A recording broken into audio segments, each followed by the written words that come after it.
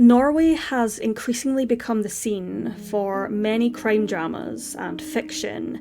With the beautiful but cold and unforgiving landscape, it's perhaps not that much of a surprise that we're seeing more and more of the country appear on television and in books as the backdrop for some of the most chilling and enthralling stories. But just because Norway is the setting for many fictional and winding crime thrillers doesn't mean that it's not the home of many real and unexplainable mysteries as well. One of these very real stories happened in Oslo in 2010. It centres around a 30-year-old man named Cato Solberg. He lived in something almost like a dorm room or a boarding house. The dorm had a communal bathroom and kitchen where Cato shared with 2 other people, but he had his dorm room to himself. The only other living thing he shared the room with was his beloved dog, King. According to family members, Cato loved King and took very good care of him, but Cato had a few problems when it came to looking after himself. He had a long and documented history of mental health issues and substance abuse. At the time, he didn't really seem to be on the police's radar for anything in particular, but they were aware of him and his previous history of petty crime, and they wouldn't have been surprised if he turned up connected to some of the darker sides of Oslo. But for the most part, Cato's move into the dorm was a fresh start. It was hopefully somewhere he could afford to live without resorting to crime to pay his bills, and with 2010 just starting, it looked like he could close that chapter and get a new lease on life with the start of the new year. But already, by January 4th, it looked like that fresh start was shaky on the ground. His family were keeping a close eye on him, and he was in contact with different members of the family almost on a daily basis. That day, it was his aunt. He sent her a text message, which was later determined to have been sent from somewhere near his house, and then nothing. After that, no one could reach Cato, and they couldn't find him either.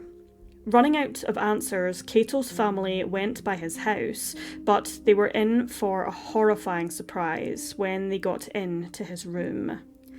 All of Cato's personal belongings were gone, and so were Cato and King. As shocking and concerning as this was to his family, Cato was an adult, and it looked like he'd just packed up and left of his own accord. Everything that belonged to either him or King was gone, and King was, of course, with him. If something had happened to Cato, chances were that he either would have willingly or unwillingly left King behind, but seeing as King was gone too, the family reckoned that Cato had taken him wherever it was that he was going. The only thing that the family could think to do then was sit back and wait for Cato to reach out to them, and they hoped that he would do so soon. After 2 weeks of waiting in limbo, Cato's family received news about an update in his disappearance, only it wasn't the update that they had been hoping for. About 2 miles or 3 kilometres away from Cato's residence in Oslo was a gas station, and passers-by had made a startling discovery right outside. Someone had tied up and abandoned a dog, the same breed as King but the wrong colour, black, so no connections were made immediately. But then the discovery took another turn. Someone, probably whoever had tied him up and left him at the gas station, had actually dyed the dog's coat black. When the dog was finally cleaned, Cato's family recognised him and realised that it was actually King, but this only raised more questions.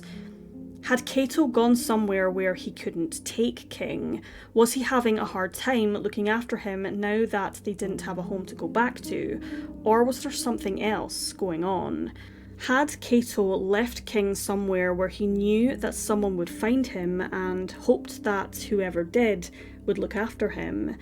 Cato's family couldn't figure out the answers to any of those questions, nor the reasons as to why King had been painted black, and the longer they thought about it, the less and less the whole thing made sense. The Cato that they had known would never have left King behind, and he most certainly would never have tied him up to a lamppost and abandoned him in the middle of winter. King came home to the family, and Cato's brother took him in whilst the family waited for Cato to reach out and explain what had happened. But deep down they must have known that something wasn't right. On February 15th, they went down to the police station to officially report Cato as missing and enlist the help of the police.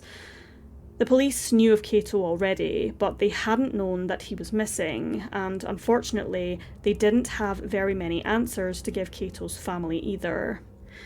They went to Cato's old dorm room to look for evidence and to interview his old roommates, but they hit a pretty definite and unfortunately irreversible brick wall pretty quickly. Only the kitchen and the bathroom of the boarding house were shared, meaning that it wasn't unusual for Cato and his roommates to never actually bump into each other during the day, especially when they were all running on different schedules, so the roommates didn't know anything. That was one unfortunate lead busted already, but it wasn't the biggest one to turn up empty-handed. The police were pinning a lot of weight on any physical evidence they could retrieve from Cato's room. That was where he spent the most time, and that was where the police were hoping he would have left the biggest clues for them to follow and find him. But when they opened the door to his room, the police knew that there was going to be no trail for them to follow. By then, Cato had been gone for 2 months, and he hadn't been paying his rent.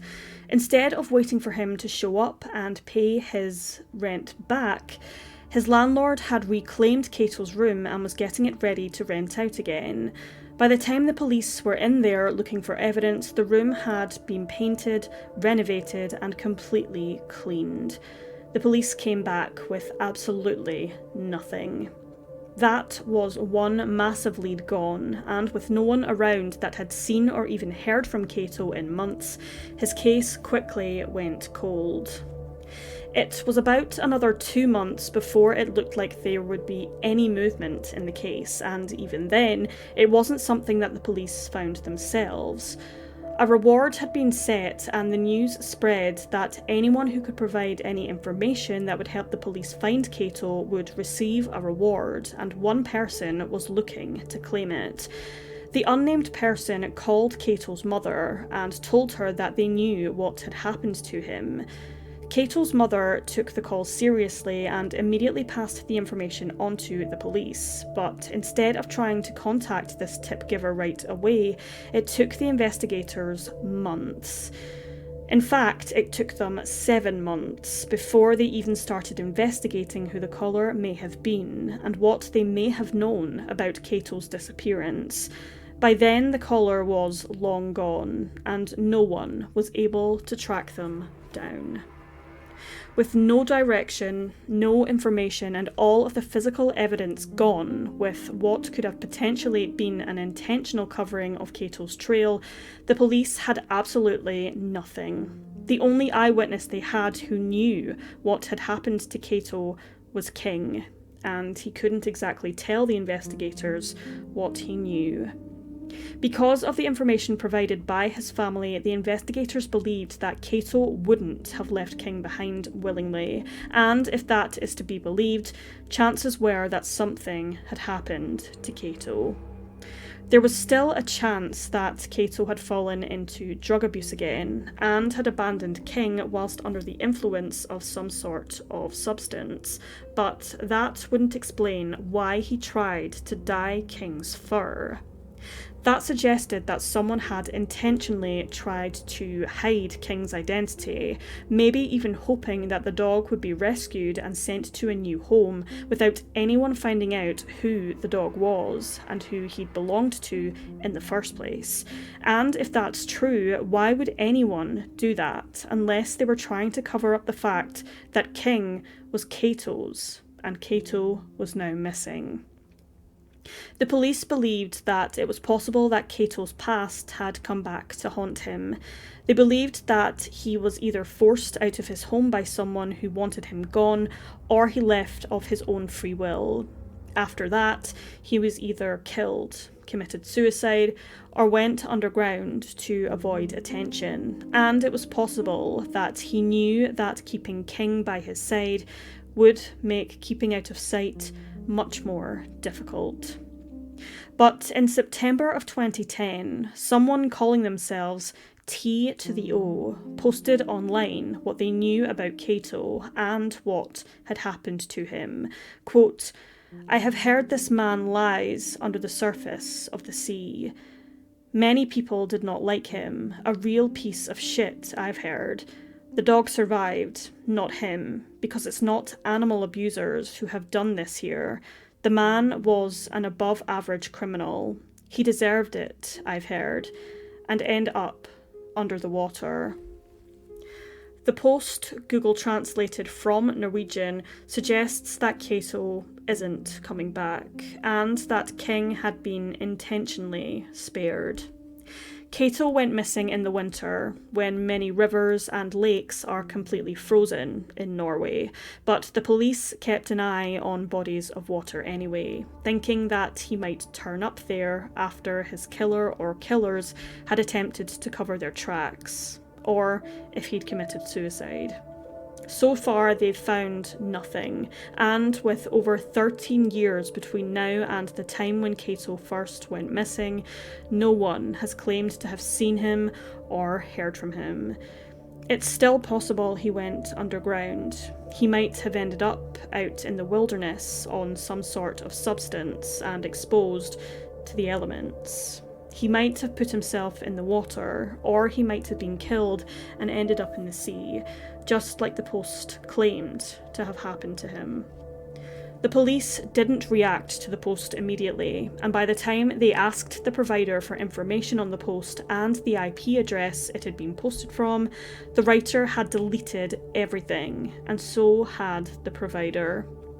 The police managed to recover the original post, but information on the IP address that post had originated from was long gone. That was another clue missed, and another potential eyewitness gone, and as the years go by, the chances of ever finding out what happened to Cato Solberg looks slimmer and slimmer.